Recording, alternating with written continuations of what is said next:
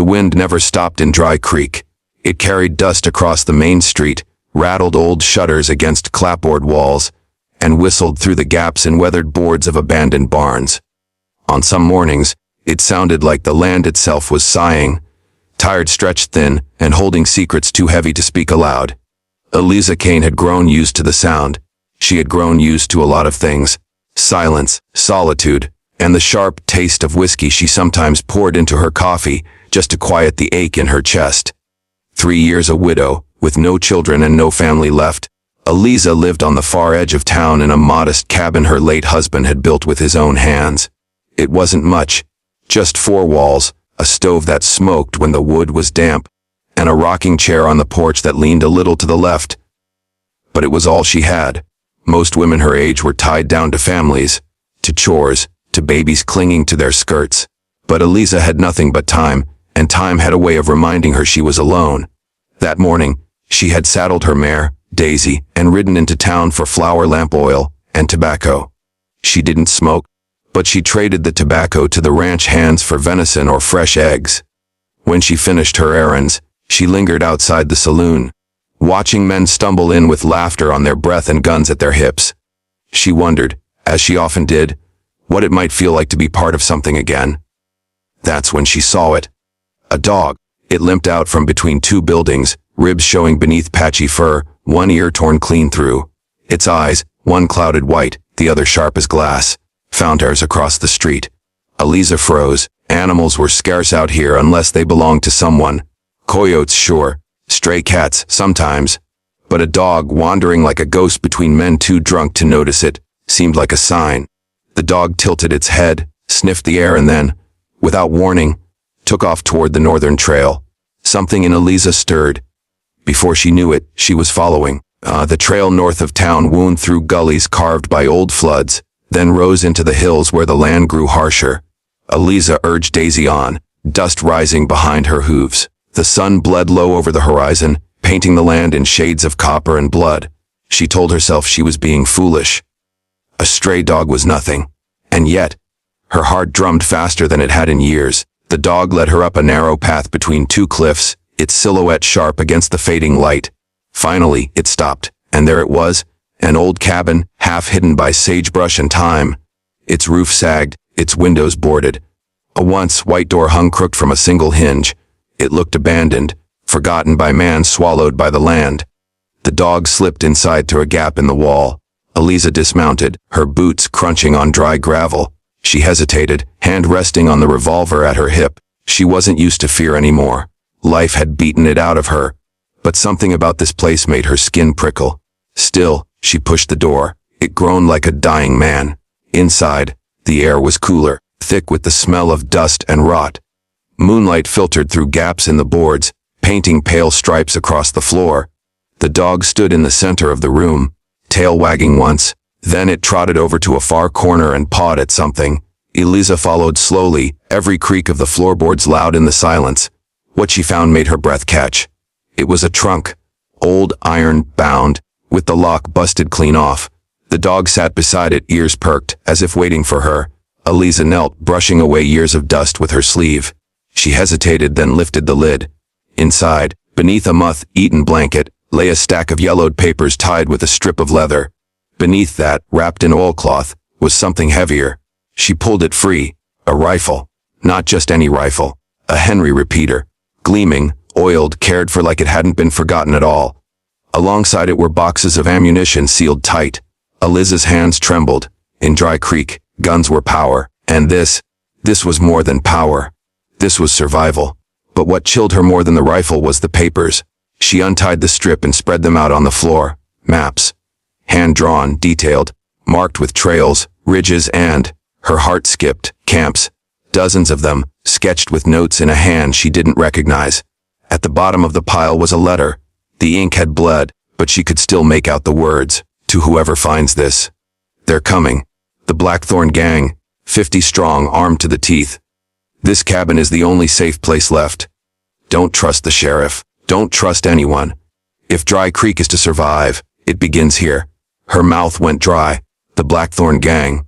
She'd heard the name whispered in saloons, spoken in fear by men who otherwise feared nothing.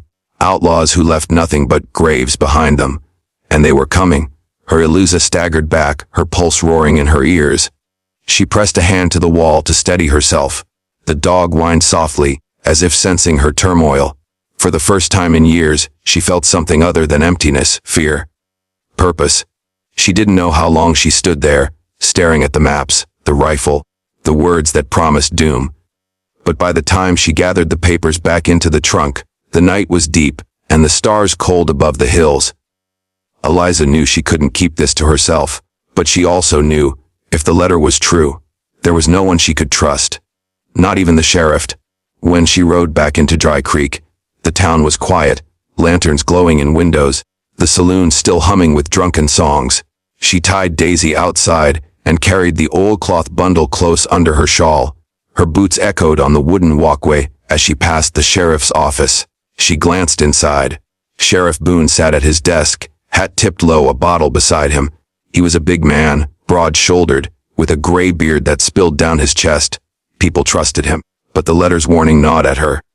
She kept walking. Instead, she went to the church. Pastor Harlan was locking the doors when she approached. He was young, no more than 30, his face still soft though the desert sun had tried to harden it. "Eliza?" he asked, startled. "Something wrong?" She opened her mouth, then closed it again. What could she say? That a half-dead dog had led her to a prophecy of death in the hills? Not yet. Instead, she only said, "Keep your doors locked, Pastor, and tell your people to keep their guns close." He frowned. "Why? What happened?" She shook her head. "Just do it." Then she turned and walked back into the night, the dog padding silently at her side. That night Eliza lay awake, staring at the ceiling. The rifle rested against the wall beside her bed, the map spread out across her table.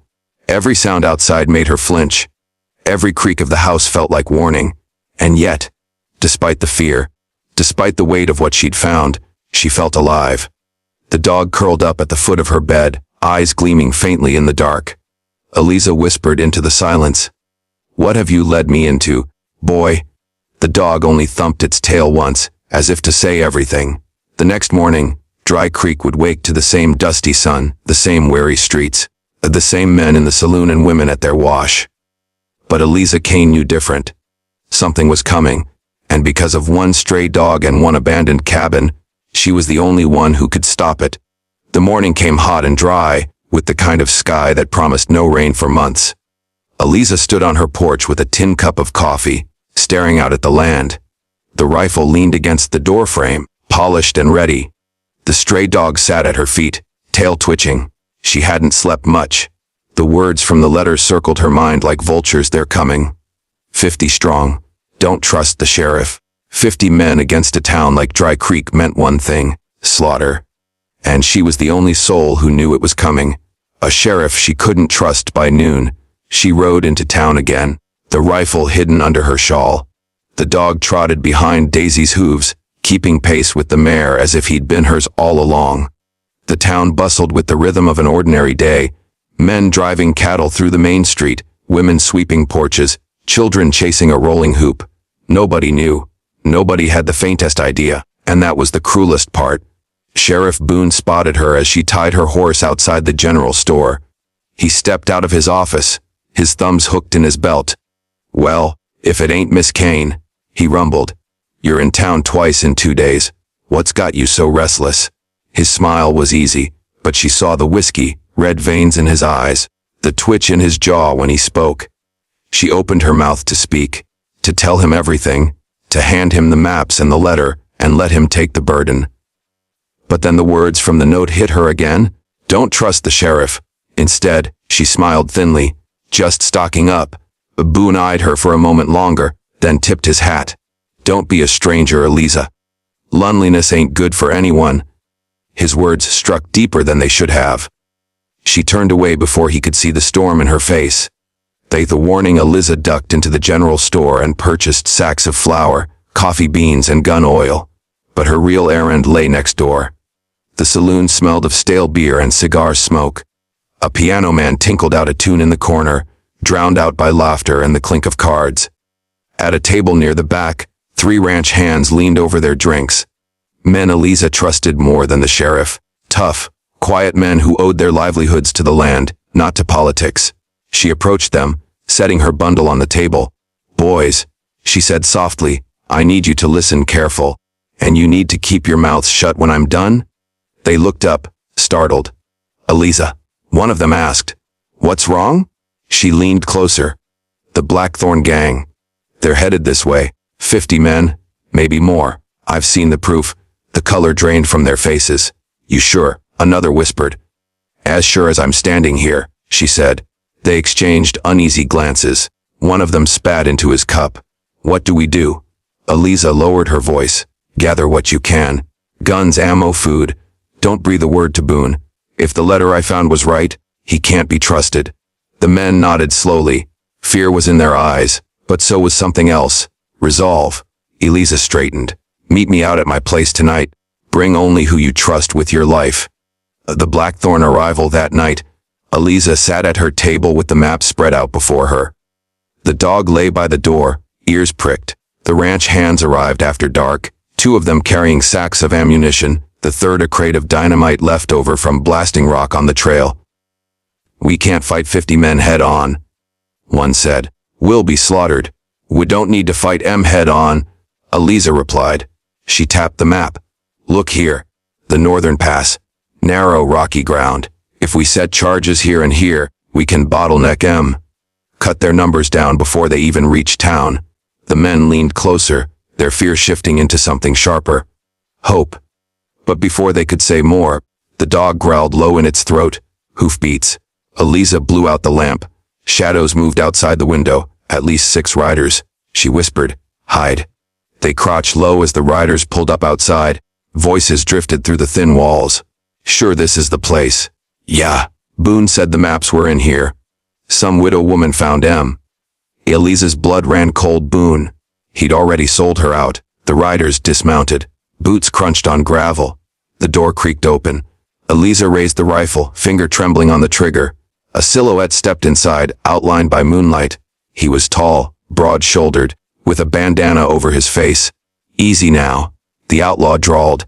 "We don't want no trouble. Just looking for some papers belong to us." Eliza's shot split the silence. The outlaw staggered back, clutching his arm, and the room erupted. Gunfire thundered. Bullets tore through wood. The ranch hands returned fire, dynamite forgotten in the chaos. The dog lunged, snapping at boots that crossed the threshold.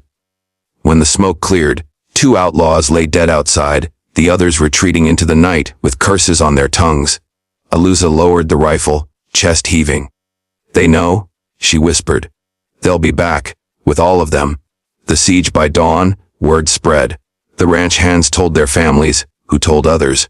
Fear rippled through Dry Creek like wildfire. The townsfolk gathered in the square, voices raised in panic. Sheriff Boone bellowed above the crowd. "Quiet! Quiet, damn you! There ain't no outlaws coming. Just drunk talk and hysteria." Eliza pushed forward, fury boiling in her chest. "Liar," she shouted. "They were at my house last night. They're coming, Boone, you know it. Because you told them where to find me." The crowd gasped. Boone's face darkened. "You best watch your tongue, woman." But the damage was done. Doubt spread like cracks in glass. Men looked at Boone with suspicion. Women clutched their children tighter. The pastor stepped forward, his voice steady. "If there's even a chance she's right, we can't ignore it. We must prepare." And just like that, the tide turned. The people of Dry Creek armed themselves. Barricades went up. Windows were shuttered. Every man, woman, and child took a place in the defense.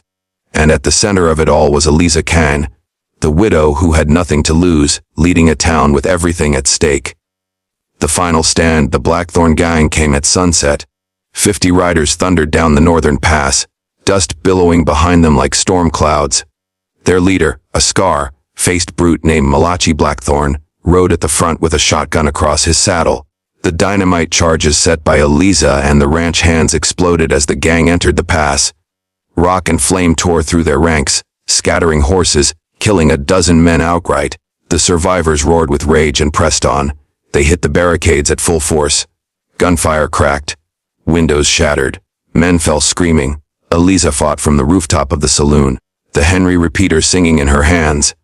Each shot found its mark, the rifle steady against her shoulder. The dog darted through the chaos, snapping at heels, dragging wounded men out of harm's way. The battle raged until the street was choked with smoke and blood. At last, Malachi himself rode into the square, eyes blazing. He dismounted, shotgun in hand, and called out, "Who's the one leading this rabble? Step forward and face me, or I'll burn this town to the ground." Eliza stepped forward. Her heart thundered, but her grip was steady. "I am," she said. Malachi grinned. "Then die with honor, woman." The duel was quick, brutal, and final. Malachi raised his shotgun, but Eliza was faster. Her bullet struck true, and the outlaw king fell dead in the dust. The remaining Blackthorn men, leaderless and bloodied, fled into the hills. Dry Creek stood. An aftermath. When the smoke cleared, the townsfolk gathered in the square. Faces were streaked with dirt and tears, but their eyes shone with something fierce: pride, survival. The pastor raised his voice. "If not for this woman, we'd all be dead. She saved us." The crowd erupted in cheers, voices raw with gratitude.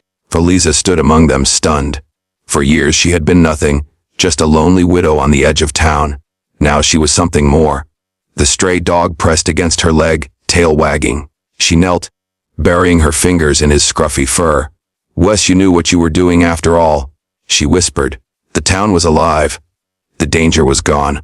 And for the first time in years, Eliza Kane felt like she belonged.